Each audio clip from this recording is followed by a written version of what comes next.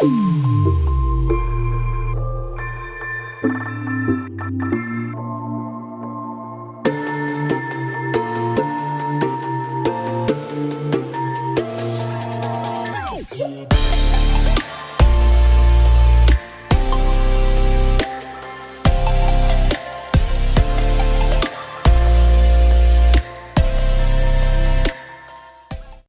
की इस वीडियो में हम मल्टीपल बस्ट को एकदम डिटेल में जानने वाले हैं, किस तरीके से ट्रिक को किया जाता है, कौन सी मिस्टेक लोग कर देते हैं, और जो डिटेल्स के बारे में आज हम इस वीडियो में बात करने वाले हैं उन डिटेल्स के बारे में जल्दी कोई बात करता नहीं, किसी वीडियो में हमको मिलेगा नहीं। तो इस वीडियो को एंड तक देखना, और अगर ऐसी ही और वीडियो चाहते हो तो वीडियो को लाइक कर देना, चैनल को सब्सक्राइब कर देना और नीचे कमेंट बॉक्स में बताना कि आपको वीडियो कैसा लगा। तो चलो स्टार्ट करते हैं आज की इस ट्यूटोरियल को।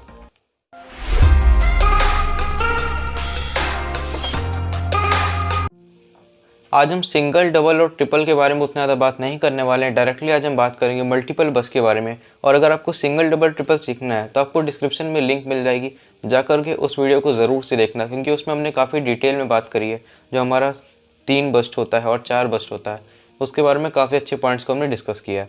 तो आज की इस वीडियो में हम और भी अच्छी तरीके से उसको समझने वाले हैं, ठीक। और आज का मेन फोकस होगा हमारा मल्टीपल बस पे, सिंगल, डबल या ट्रिपल पर नहीं होगा। और अगर उन तीनों को सीखना है तो उस वाली प्रीवियस वाली वीडियो को ज़रूर से देखना, ठीक है।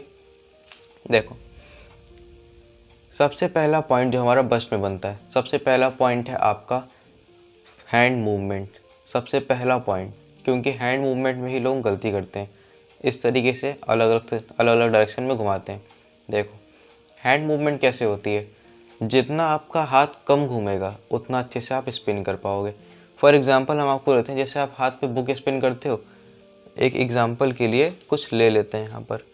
मान लो जैसे कि यहाँ पर हम बुक को स्पिन करते हैं हाथ पे, ठीक। इसको ऐसे उंगली पर स्पिन करते हैं, तो यहाँ जब ये स्पिन होती है हाथ पर, तो तुम ध्यान दो, हम लोग क्या इसको बार बार ऐसे घुमाते हैं, लगातार नहीं घुमाते, इसको स्टिल ऐसे छोड़ देते हैं और ये स्पिन होता है। ये देखो, ज़्यादा यहाँ पे हाथ को मूव करना पड़ रहा है, नहीं करना पड़ रहा। सेम यही चीज़ यहाँ पर होती है बस्ट में। बस्ट में क्या है कि जो आपका पेन है, जो आपका पेन मोड है, ये सेंटर रहता है यहाँ पर, ठीक। ये वाला जो पार्ट है आपके हाथ का, यहाँ पर इसका सेंटर रहता है, तो आपको ज़्यादा मूवमेंट करने की ज़रूरत नहीं होती। सिर्फ आप हल्का हल्का अपने हाथ को मूव करोगे तो ये जो सेंटर है, इसके थ्रू ये अपने आप स्पिन होता जाएगा।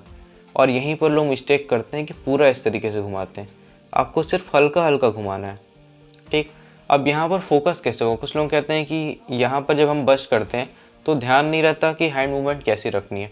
वो ध्यान इसलिए नहीं होता क्योंकि हम लोग इसको ठीक से देख नहीं पाते। जब बस्ट करते हैं हम लोग तो हमारा फोकस नहीं बैठता है।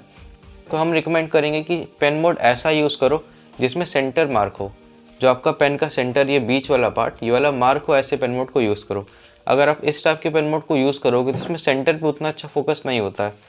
लेकिन अगर ये वाला यूज़ करोगे तो इसमें आपके माइंड में सीधे यही बैठा रहेगा कि यहाँ पर फोकस करना है, ठीक है। और जब भी आप बस्ट करोगे तो यहाँ पर आपको आसानी होगा, बिकॉज यहीं पर फोकस करना है, तो बार बार आप इसी एरिया पर देखोगे, ठीक। तो पहले पॉइंट को याद रखना, जो हैंड मूवमेंट है उसको एकदम बराबर रखना है।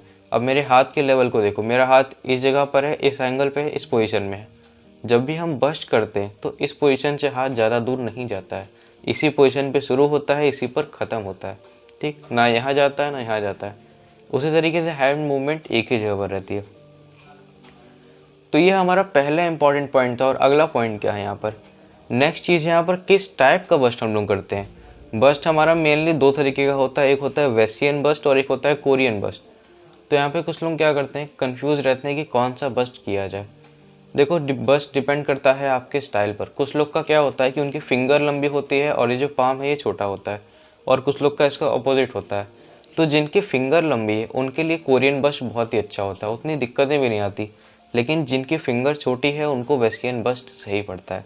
अब वेस्टियन कोरियन क्या है, जैसे कि हम बस्ट करते हैं यहाँ पर, तो ये जो अंदर वाला पार्ट है, यहाँ से जो हम स्पिन करते हैं ये हमारा वेस्टियन में आ जाता है, और जो यहाँ बाहर के एरिया से स्पिन करते हैं ये हमारा कोरियन बस्ट होता है, ठीक। कोरियन वाला आपका आगे से होता है और वेस्टियन अंदर से होता है, ये डिफरेंस होता है। तो आपको अपने बस्ट का स्टाइल खुद देखना है, क्योंकि सबका हाथ डिफरेंट होता है, सबकी फिंगर डिफरेंट होती है। तो यहाँ पर जो बस्ट का स्टाइल है वो आपको अपने हाथ के अकॉर्डिंग देखना पड़ेगा। मेरे हाथ के अकॉर्डिंग यहाँ इस एरिया में, यानी कि इतने अंदर के एरिया से बस्ट सही पड़ता है। बट अगर आपकी फिंगर लंबी है तो आप आगे के एरिया से भी बस्ट कर सकते हो, उसमें कोई दिक्कत वाली बात नहीं होगी। बट मेन फोकस कहाँ पर होगा? सेंटर पे। कॉन्सेप्ट एक ही लगेगा, चाहे आगे बस्ट किया जाए चाहे पीछे के साइड से किया जाए, तो ज़्यादा डिफरेंस इसमें नहीं आता है। ठीक, तो ये थे पहले के 2 मेन पॉइंट्स। एक पहला कि आपका हैंड मूवमेंट कैसा है, दूसरा पॉइंट है हमारा कि आप किस टाइप का बस्ट करते हैं। अगली चीज़ है यहाँ पर एक पेन को सही ओपनिंग देना। हम लोग कई बार क्या करते हैं कि ओपनिंग सही नहीं देते हैं। ओपनिंग क्या है? जैसे कि यहाँ पर हम बस्ट कर रहे हैं, तो जितना यहाँ पे हमको इंडेक्स को खोला रखना है वो है हमारी ओपनिंग, बिकॉज पेन तभी स्पिन होगा जब उसको एरिया मिलेगा। तो यहाँ पर ये वाली मिस्टेक काफ़ी लोग कर जाते हैं। तो चलो इस चीज़ को पहले कंफर्म करते हैं। ठीक, आज इस वीडियो को ध्यान से देखो और समझ जाओ। देखो, यहाँ पर जो हाफ वाला एरिया है, जब भी हम लोग आगे के एरिया से बस्ट करते हैं तो हमारे पेन का सेंटर यहाँ पर आता है। इस चीज़ को ध्यान से फोकस में रखना कि ये जो पेन का सेंटर है, जब हम आगे से बस्ट करते हैं तो सेंटर देखो इतना आगे की तरफ आता है। ठीक, और हम फिंगर को इतना खुला रखते हैं जब आगे से बस्ट करते हैं। ठीक है, यहाँ से करते हैं तो एकदम हल्की सी फिंगर खुली होती है और यहाँ पर आपके पेन का सेंटर आता है। ठीक, पेन बोर्ड का सेंटर यहाँ पर आता है। और जब हम लोग को अंदर से बस्ट करना होता है तो इस तरीके से खुला होता है हमारा हैंड और यहाँ पर बस्ट होता है। तो जब हम अंदर से बस्ट करते हैं तो ये जो हमारी फिंगर है, जो ओपनिंग है, ये इस तरीके से बड़ी होती है। और जब हम आगे से बस्ट करते हैं तो इस तरीके से ओपनिंग बहुत छोटी होती है। ज़्यादा बड़ी ओपनिंग यहाँ पर नहीं देते हैं। कई बार क्या होता है कि हमारा हाथ ऐसे पूरा खुला होता है और हम ट्राई करते हैं कि आगे के एरिया से बस्ट हो जाए, तो इस केस में चीज़ें काम नहीं करती हैं। अगर आपका इस तरीके से पूरा हाथ खुला है तो ना आगे से बस्ट होगा ना पीछे से होगा, जब भी होगा एकदम यहाँ से होगा। ठीक है, तो कई बार यही मिस्टेक आती है कि लोग हाथ ऐसे पूरा ओपन कर देते हैं और यहाँ से बस्ट करते हैं या तो यहाँ से करते हैं, जबकि दोनों ही जगह से नहीं होगा। अगर इन दोनों जगह से आपको बस्ट करना है, यानी कि इस एरिया से, तो आपको ओपनिंग और छोटी रखनी पड़ेगी। ठीक है, खासकर आप उन लोग के हाथ को देख लो जो RSVP SMX यूज़ करते हैं या फिर दूसरे पेन मोड को यूज़ करते हैं। काफ़ी सारे स्पिनर्स को देख लो जो आगे के एरिया से स्पिन करते हैं, उनकी ओपनिंग कम होती है। ठीक है, अगर आप इसको ज़्यादा खुला रखते हो तो आपको पीछे से ही स्पिन करना पड़ेगा।